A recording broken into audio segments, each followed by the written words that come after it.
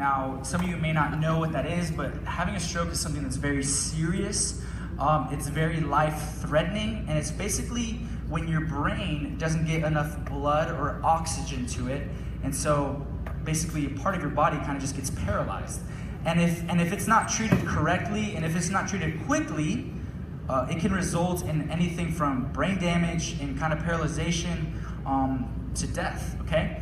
And so MaeKenna's dad had a stroke last week. He is still in critical condition, but she's gonna come up and share with us the good things that God has been doing in her life through this process, okay? Now, I don't know about you guys, but to me, that's crazy. Like, I don't know about you, but when life's kind of getting tough and it's going bad, I'm not like, okay, what are the good things, right? This. No, you're thinking about all the bad, right? And so many of us find ourselves in a lot of difficult situations, going through a lot of tough things. But MaeKenna is here to speak to us kind of about what God has been showing her and about saying yes to God. And so I really, really want you guys to be focused. Please don't be a distraction to anyone else because MaeKenna's going to share some very serious things. And like I said, I want to treat you guys like a mature crowd, like an adult crowd. And so I'm giving you this opportunity to be able to hear this amazing story. So I want you guys to prove me right, all right? So without further ado, let's bring up MaeKenna. Let's give her a hand. Hey, MaeKenna.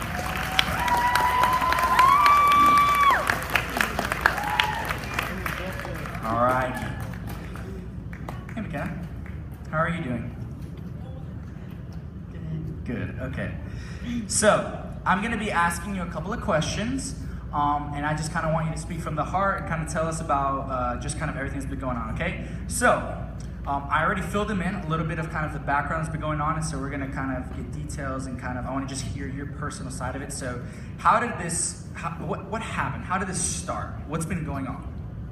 Okay, so Tuesday night, my dad came home from the gym and he was feeling like really dizzy and like his vision was blurred and he just felt like he couldn't walk and he couldn't stand up. So my mom took him to the hospital to see what was wrong with him, and they sent him home later that night just saying that he was having really bad migraines. So then they just gave him medicine for it and sent him home, and he slept it off. And then the next day, on Wednesday, he was feeling like way worse. So they sent him back. My mom took him back to the hospital, and he was there for most of the day, and they ended up sending him home again later that night, still saying that he was just having bad migraines, so they just gave him more medicine, sent him home again. The next day, Thursday, which was his 39th birthday, he woke up and he was feeling like way worse, like the pain was way worse. He just wasn't getting better. So he went back to the hospital, and they just said that he was still just having really bad migraines, so he was just there all day. And they ended up sending him home later that night again. And then later that night, like right around 12 o'clock, my dad, we were just sitting in the living room, and my dad was just sitting there telling me about football. And he all of a sudden just leaned over, and his eyes kind of went back in his head, and his face started to droop. And he couldn't talk, he couldn't move or anything. And so that's what happened. And so that's kind of when the stroke hit him, right? And so just so you guys know, MaeKenna's dad, he hasn't really had a history of medical problems or anything like that. We have a picture of him. He's a young guy. He's in good shape. He actually coaches a little bit of football.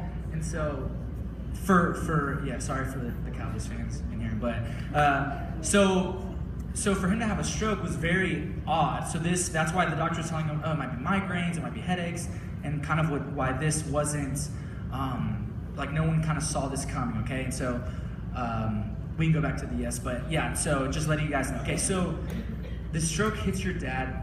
What's going through your mind? How are you feeling, or what happens next? So Tuesday night, Wednesday night, I was just really stressed out. I didn't really know what was going on. I didn't really know what to think. I just was kind of upset, my dad's not feeling good. And Thursday night, I went to the hospital with him, and it was kind of a relief when they sent him home. I felt like everything was okay. And then later that night is when he had the stroke, and I just felt like I can't keep doing this. it was making me really upset. And like whenever he actually had the stroke and I was downstairs, I just like freaked out. Like I was like falling apart. Like whenever I saw him actually having the stroke and I like couldn't like go through it, like I was like really upset. Yeah, it's scary. And so your dad has a stroke, so you guys call an ambulance. And so what happens when he gets to the hospital? Like, what's the next steps? How do you treat that, or what happens then? So when he got to the hospital on Thursday night, we were there all night long, and then it was about like Friday morning. The doctor came in there and he said that it was a stroke, and the bad migraines and everything was being caused by there was an artery in his neck, and like basically it's a damaged artery and there was a blood clot in it, and like it cut off like the blood circulation to his brain, causing like the stroke to happen. So basically an artery that would normally bring blood up to your brain was kind of stopped up. And so he wasn't getting the proper blood that he needed, which is kind of why all this had happened. And so he's in a hospital. And so what is there like a procedure that needs to be taken, a surgery, a treatment? What happens? So this was about Friday night. I don't remember exactly, but they had to transport him downtown in an ambulance to Memorial Hermann. It's a hospital downtown. And whenever we first got there, he went through a first surgery. And they like went in, it was either through his hip or his leg, and they sent like a microscope up to like see the blood clot at the artery to see if they could like help it, like basically, but it was basically too late to help it, like to clear out the blood clot or whatever. And so after that, they realized that they had to go to the next step, which was brain surgery. And what happens in the brain surgery is like they go in through his head and they like take out a part of his skull, and when they take off the skull, they like sew the skin back on, and they allow the brain to swell, because the process of the stroke is the brain needs to swell and everything.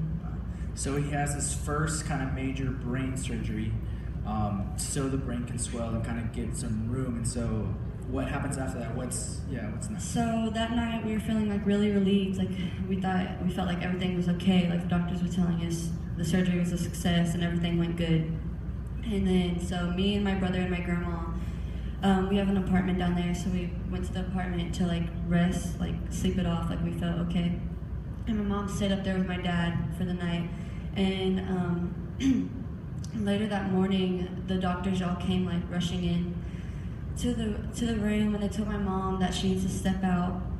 And then one of the doctors came out there to update my mom, and they were basically like, his brain's swelling like way too rapidly, like it's like not going good.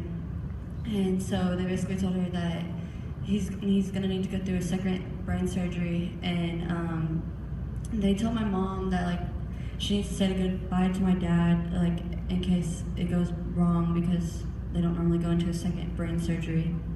So they were basically telling her that she needs to say goodbye to my dad just in case. So in a matter of like 2-3 days, your dad has a stroke, has a brain surgery, and then there's some complication and they need a second brain surgery. And so what was your mom's response? How did she take that? So whenever the doctors came out there to tell my mom, they said, just in case, you need to say goodbye to my dad. And she was like, no, I'm not going to say goodbye. Like, I know this isn't goodbye. Like, God's telling me this isn't goodbye. I know it's not goodbye. I'm not going to say goodbye to him. That's awesome. So your mom is pretty much saying no to those doctors and saying yes to God in that case. And so how did that go? How did the second surgery go? What happened? So after everything went well, my dad came out okay. The second surgery went good. Awesome. Okay. And so, so he's gone through his first and second brain surgery. He's doing well. He's obviously still in critical condition. He's still in the hospital even right now. And so you were telling me a little bit about this last night. You told me about a girl named Blessing, a woman named Blessing. Can you tell everyone kind of who this lady is? Okay, so my brother's has a friend, and his mom's name is Blessing. And my brother's been friends with him since 6th grade, and he's in 8th grade now. And just recently my mom started becoming like close with his mom, the boy's mom named Blessing, and she like just called my mom about a month ago, and she's like, God's telling me that I need to come into your life, like he's calling me to come into your life. And she's like, I want to do Bible studies with you on Mondays and Tuesdays, if that's okay with you. And my mom was kind of like, okay. And yeah, so that's how Blessing came into our life. Okay, so Blessing comes into your mother's life about a month ago. They start doing Bible studies.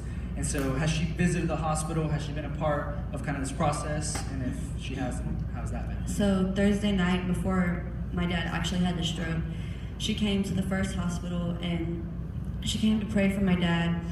And the way she prayed for my dad was she like put her hands over something like that. Yeah. That's how she prayed for him. And then my dad was like, that's how my Papa Harry used to always pray for me. And my dad had this Papa that he was really close to, like his whole life. And he was a really religious man, like he was just really religious, and my dad was super close to him. And so after that happened, after Blessing prayed for him, she left the hospital and she called my mom, and she was like, Jody, I'm having this really weird like vision that God's telling me, and he's telling me that like your Papa Harry like passed down for your dad, that he wants him to spread God's word, like he's passing that down from him because he was a preacher and everything, so he passed that down. So Blessing comes in, and so she talks to your mom about that. So what is your dad, are there any recent updates last night, today, kind of how has he been after the second surgery? So by the way, after that happened, and they kind of like, after she prayed for my dad, and they kind of like